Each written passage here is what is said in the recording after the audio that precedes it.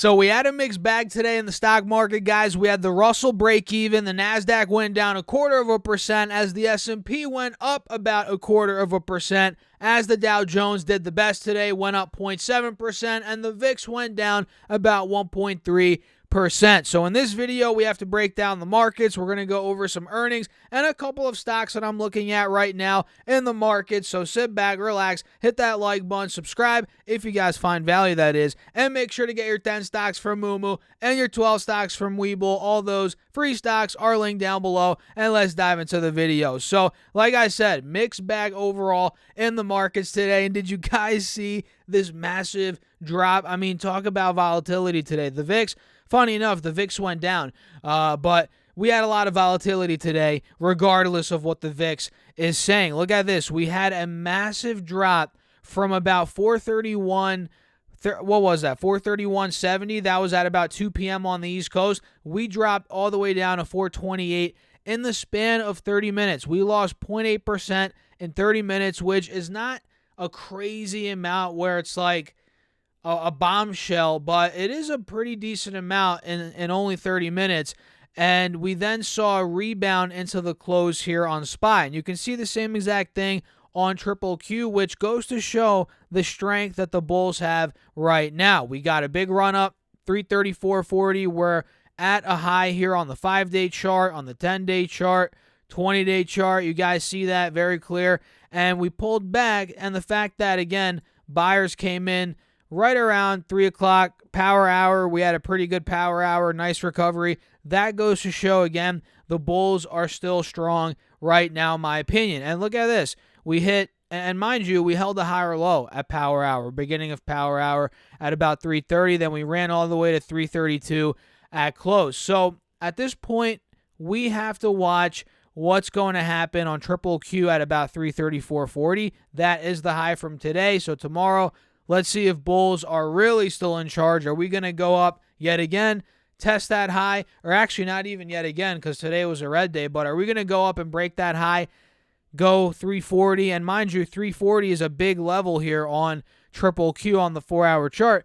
That's what I'm watching for in the short term, right? 340, 350 on the upside. Let's see, guys. And for SPY, I've been saying this time and time again, we got to watch on the upside about 440, which at this point, I mean, let's be honest, we're looking a little bit stretched on SPY and on Triple Q, but with the way the markets have been moving, who knows? We could continue trucking along. That's just the reality of the matter. So let me know your thoughts down below in the comments, guys. And now let's talk about some stocks, a couple of earnings, some that I'm watching out for tomorrow. And we'll talk about, just in general, a couple of movers from today. So we all know Walmart reported. We covered them in my previous video. If you guys caught that, if you didn't, go watch that, because we're not going to break down the earnings again in this video. But Walmart reported, what's the word here?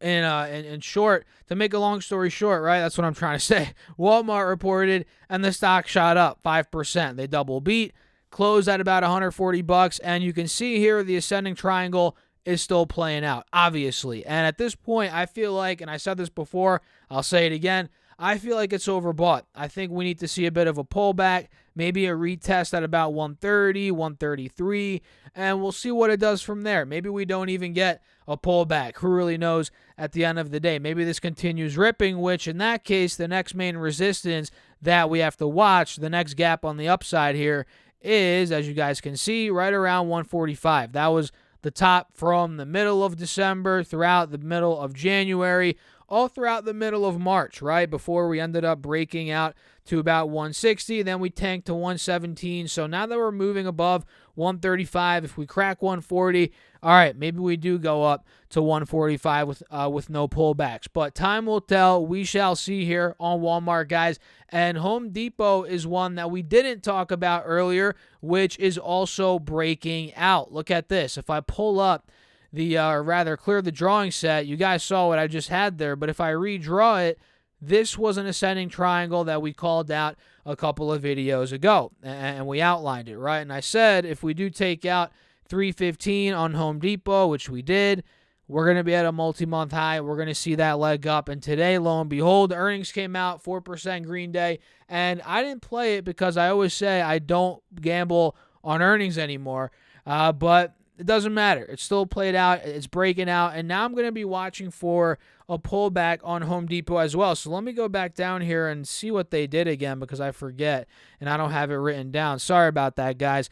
Let's see. It looks like where is it, guys?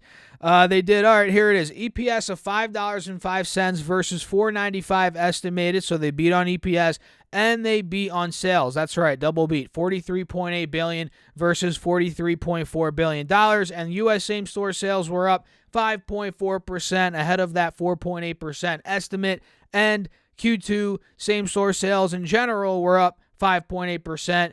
And I'm assuming that's including international. In fact, set estimate was about 4.9%, so not too bad. And it looks like they reaffirmed their 22 guidance, which you guys like seeing that, right? Especially in the economy and this, where we are right now, where a lot of companies are cutting guidance and so forth. Reaffirming the guidance is good. That is a good spot to be in. And if I saw this correctly, it looks like a lot of these companies are not the firms, whatever you want to call them. They have buy ratings.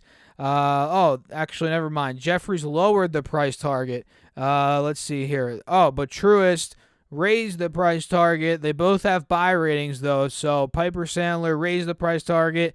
JP Morgan raised it as well. So a lot of these analysts, firms, whatever you want to call them, big banks, major institutions, they are bullish. At least their ratings seem to be bullish here on Home Depot, and they have higher price targets. And I'm not telling you guys just to go buy it based on that. And of course, we have to take everybody's opinion, YouTubers, analysts, personalities, whatever, everybody's opinion with a grain of salt, but just looking at that, that's pretty interesting. Let's just leave it at that. So Home Depot's breaking out, Walmart's breaking out, Target, we didn't see them report yet, but they report tomorrow, pre-market. Let's pull it up. TGT is the ticker. Today, Target went up 4.7%. Not surprised. It ran up with a lot of these stocks, right, guys? And look, ever since a couple of days ago, Target's been ripping. We broke out of 165. Now officially with today's 5% Green Day, we filled the gap to 180.85. Now at this point, if this point breaks, which 185 is resistance now because it was support back in the end of February, if we crack above this point, dare I say 200, I mean, this could really start cranking the gears to the upside, especially if earnings come in strong, like we saw with Home Depot, Walmart. I mean, were those the best quarters we've seen in company history? Absolutely not, but better than a lot of people thought, or pretty decent, right? So if we see Target do the same, who knows? Maybe we do crack above 180, 185. So I'm going to set my alert right now at 100. Let's just put it at 185 for now. Mark is at or above. There we go. Let's see what happens at that point. So Target is tomorrow morning. Let's see. Let me double check. It is usually in the morning, right? Before the market. Perfect. Did you guys see Tattooed Chef today? I haven't talked about Tattooed Chef in a long time, but today this thing went up 12%, hence why I'm covering it right now. It was actually the most green stock in my watch list, which is crazy. I can't remember the last time I said that, but Tattooed Chef today closed over $8, 12% move, and clearly, at least over the past couple of weeks, we've been reversing in this in the stock, right? It's above the moving averages. It has been, at least. We're breaking out, and we have the golden cross. And today, again, 12% Green Day. It is well on its way to getting to those highs. And I didn't even realize that Tattooed Chef was up to 850. I guess, yeah, I didn't even dive into the earnings, guys. I'll be honest. But they just reported, it seems like, a couple of days ago. And I guess they did well. I mean, I have to double check. Let me see if it's still on here. Looks like they did EPS of negative 32 cents, which was down from the 8-cent loss last year. So their losses did widen, and they missed on sales. Wow, 58 million versus 64.08.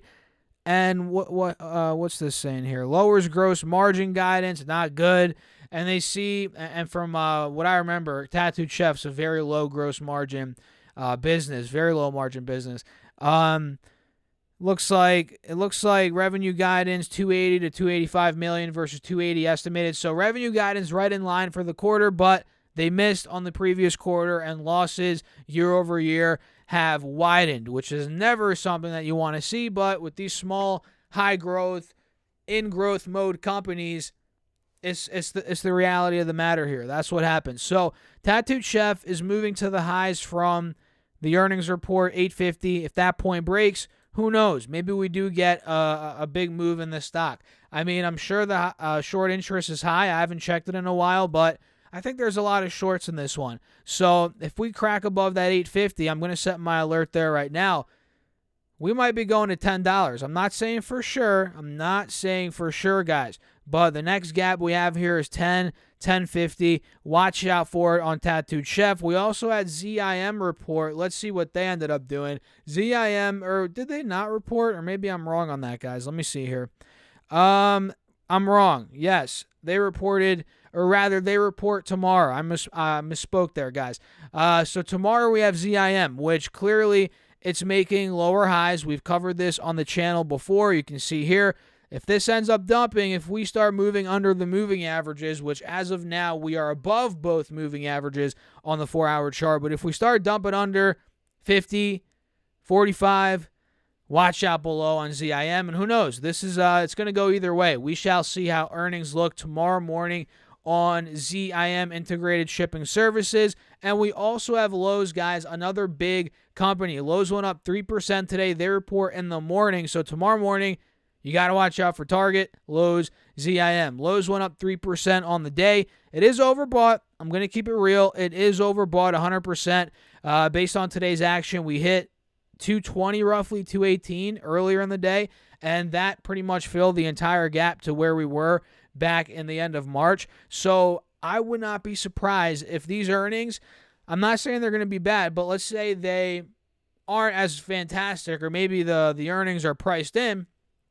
Now with the big run-up today, don't be surprised if Lowe's maybe fills the gap back down to 200, 205 before it starts running up to retest 220. But who knows? I could be wrong. We might just rip right past $220. So for that reason, I'm going to set my alert. Mark is at or above 220. Boom. And we shall see what it does at that point. And we also have TJX, guys. This owns a lot of companies, discount stores, a lot of, clothing, stuff like that. I personally shop at some of these stores. I'm sure a lot of you guys watching shop at these stores. They report tomorrow. Take a look at this. They report in the morning. Yeah, so this is another one that we have to watch out for. So essentially, this played out completely. And by this, I mean the inverse head and shoulders. We have the left shoulder head, right shoulder. We completely filled that up to about 67, 68. Now is the moment of truth. I'm going to set my alert at $69. Yeah, $69, guys.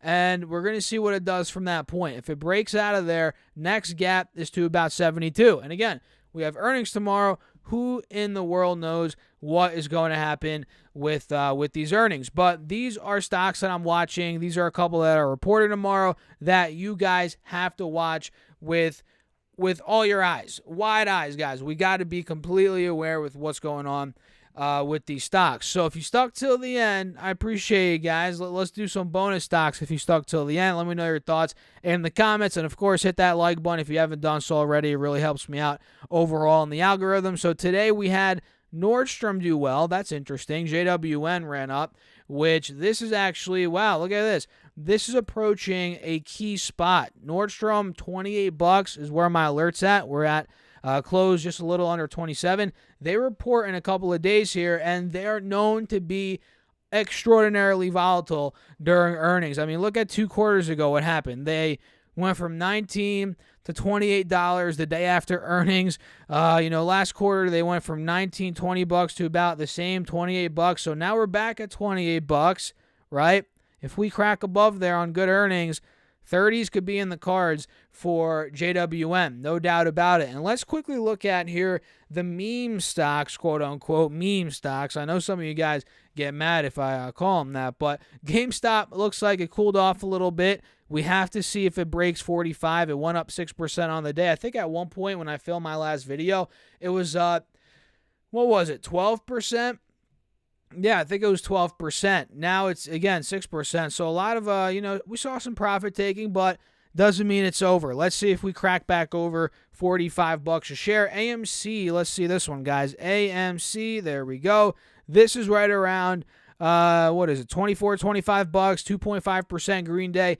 Let's see what's going to happen around mid-20s, mid-high 20s, 26, 27. Moving forward, that's going to be a big, big resistance. And the last one for the day, guys, is Bed Bath & Beyond. Bed Bath & Beyond was up at one point 70%, at least last I checked. I mean, it probably went up even more from that point, but it went up 30% on the day. So as expected, a lot of the time, this is what happens, guys.